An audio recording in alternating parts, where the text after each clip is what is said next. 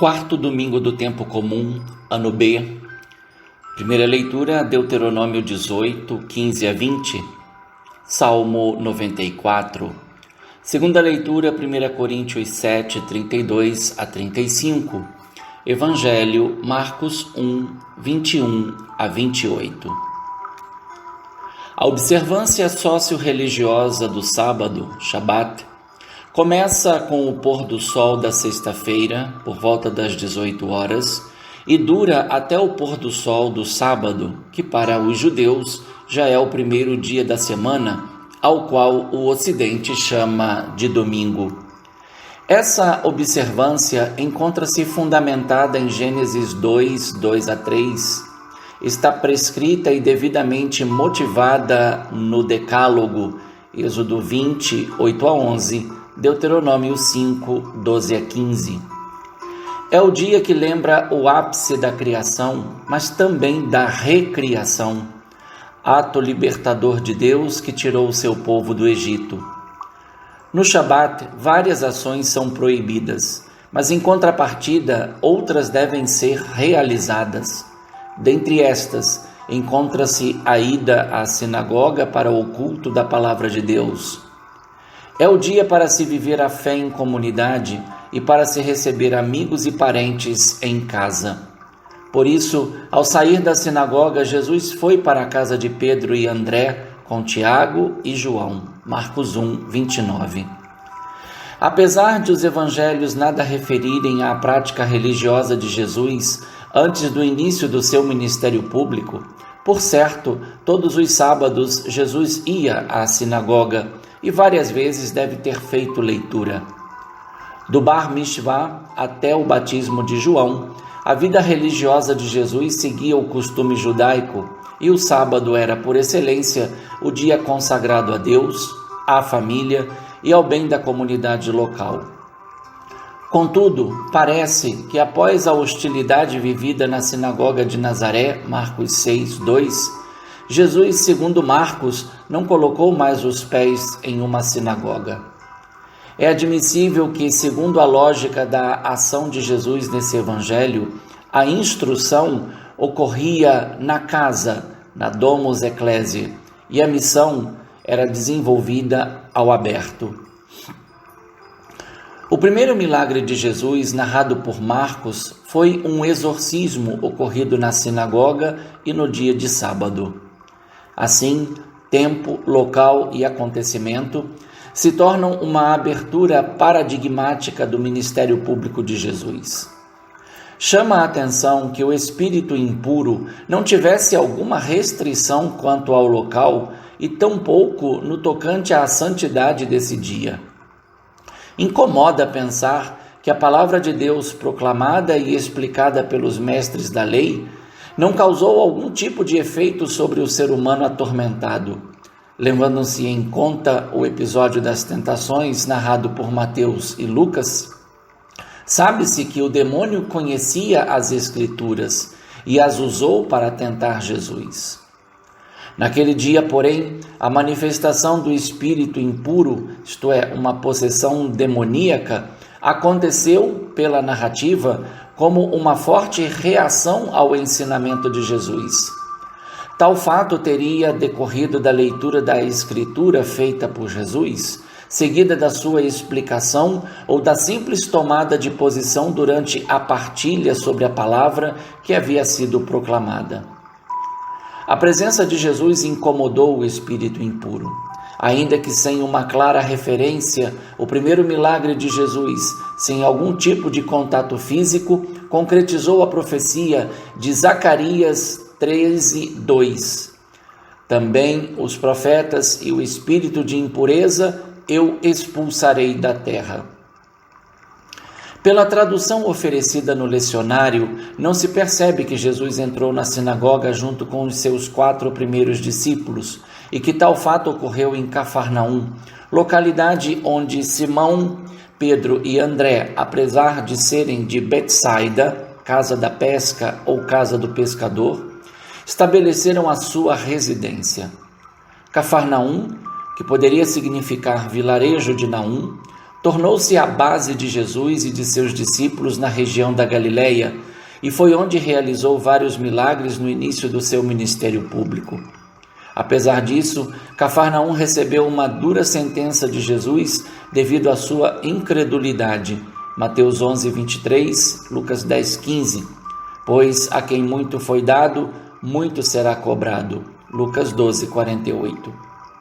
A reação ao ensinamento de Jesus foi de espanto. Quem estava na sinagoga reconheceu que nele havia autoridade, à diferença dos escribas que atuavam como mestres da lei. Diante dessa notícia, o ouvinte leitor é provocado. Que texto das Escrituras teria sido lido naquele sábado na sinagoga? Teria Jesus dado alguma explicação a ponto de provocar a manifestação do espírito impuro? Nada se diz sobre isso. O evangelista é sóbrio quanto aos ensinamentos de Jesus, mas não quanto às consequências.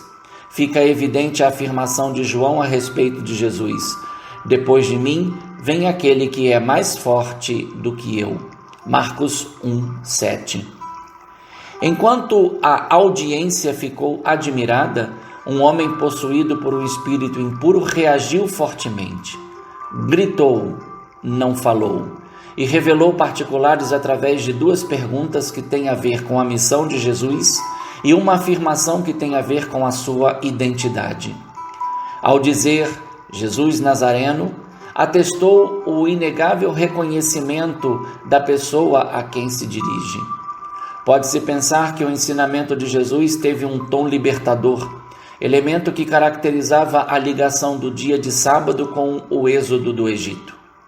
A luz que brilhou na sinagoga incomodou as trevas do demônio. A primeira pergunta feita pelo espírito impuro, de forma literal, não seria: que queres de nós? Mas: que há entre nós e ti? Por certo, a resposta é: nada, pois a luz nada tem a ver com as trevas, o bem nada tem a ver com o mal, a justiça nada tem a ver com a injustiça, a verdade nada tem a ver com a mentira.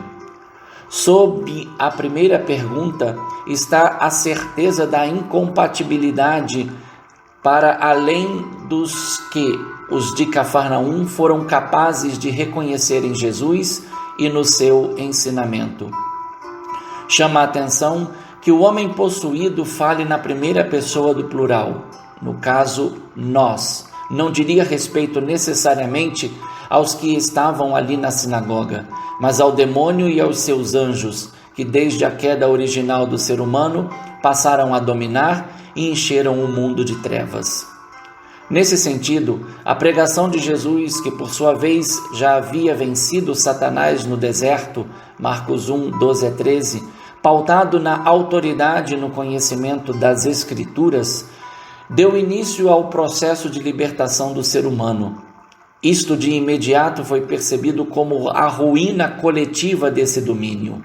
Viestes para nos destruir. Nota-se que a afirmação "Eu sei quem tu és, o Santo de Deus", é uma profunda revelação sobre a identidade de Jesus de Nazaré, mas é também uma clara oposição ao espírito impuro que fala. Apesar de falar em nós, o espírito impuro afirmou na primeira pessoa: eu sei.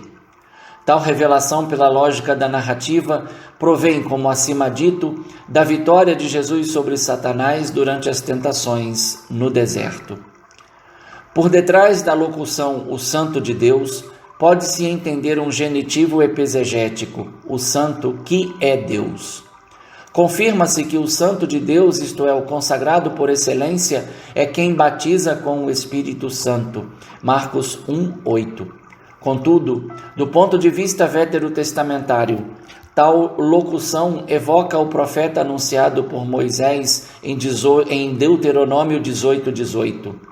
A total obediência à vontade de Deus é o que caracteriza a vida e as obras desse profeta.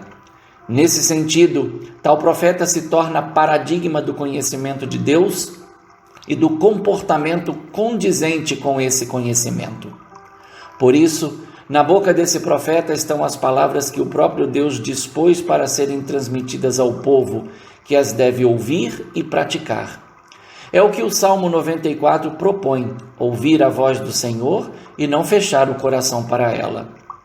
Sublinha-se a mediação como total correspondência entre a palavra de Deus e a palavra do profeta. Então, do ponto de vista cristológico, não se encontram dificuldades para se pensar na encarnação do Verbo divino, o profeta por excelência. A obediência desse profeta a Deus e à sua vontade torna-se condição indispensável para a obediência do povo às suas palavras, visto que estão revestidas de autoridade divina. É o que se constata na dupla ordem dada, cala-te e sai dele, e que foi acatada, mas com relutância, pelo espírito impuro. Sacudiu o homem com violência, deu um grande grito e saiu. Pode-se dizer que não só o homem, mas Cafarnaum e a sua sinagoga foram libertas do espírito impuro. Portanto, se os espíritos impuros se submetem à ordem de Jesus, era de se esperar que o mesmo se desse com os demais, que inclusive souberam descrever o que aconteceu, mas não é o que se percebe. Houve estupor e reconhecimento da autoridade de Jesus, mas nada se diz se isso se transformou em obediência. A ênfase caiu apenas sobre a divulgação da fama de Jesus por toda parte, em toda a região da Galileia. Diante da dupla ordem de Jesus ao espírito impuro, cala-te e sai dele, percebe-se que não foi o homem a falar, mas o invasor. Se conseguiu entrar nesse homem é porque teve permissão, mas para sair teve que ser expulso. É importante notar que, não obstante o espírito impuro tenha dito, eu sei quem tu és, teve de se submeter às ordens recebidas. O domínio de Jesus é uma forma concreta de atestar a força e a autoridade do seu ensinamento. O sentido do cala-te tem a ver com a confissão feita pelo espírito impuro. Tal confissão não resulta da conversão, fruto do ensinamento e das ações libertadoras de Jesus. Por isso, Jesus não deixou o espírito impuro falar, pois comprometeria o seu ministério. Esse exorcismo comprovou a autoridade de Jesus e do seu ensinamento. Mais adiante, na narrativa, Jesus concederá sua autoridade aos 12 para expulsar os demônios, Marcos 3,15. Por essa lógica, é possível dizer que, além dos que estavam presentes no ato do batismo de Jesus, os demônios também ouviram a voz vinda dos céus: Tu és meu filho amado, em ti me comprazo.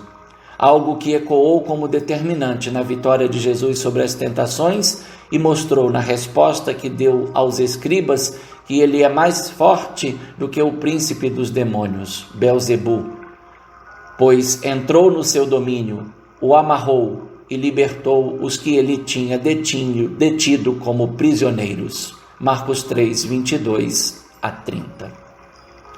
Um bom e santo domingo do Senhor. Um fraterno abraço. Padre Leonardo Agostini.